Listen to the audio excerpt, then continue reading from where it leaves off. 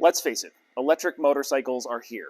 We can't really do anything about it, but ultimately what we can do is embrace the good things that they really bring to the overall industry. And overall, this Sondors is an interesting example of how you can design an electric motorcycle. So while it is a little bit interesting in its stylistic choice with the open concept frame, as well as its naming scheme calling itself Supermassive, which is a reference to giant space holes of doom, but it's a really kind of sophisticated way to say black.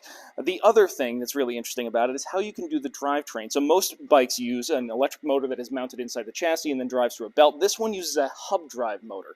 So the interesting thing about a hub drive motor is that the limitation is actually in the RPM that the motor can spin. So that's going to limit your overall top speed. Potentially you could upgrade it with a more efficient motor, which would be probably the best way to hop up one of these things, but right now you're going to have to make do with 60 miles an hour, maybe 80 downhill with a tailwind if you're talking ideal conditions. Nicely though, it does have a 4 kilowatt hour removable battery, so you can take it out, charge it, and swap it with another one that you currently have in your inventory, but that might not necessarily be for everybody. Overall, it's a really interesting way to get an urban runabout that is going to be able to, well, offer people a fun, easy-to-use ride without necessarily needing a lot of long-distance riding.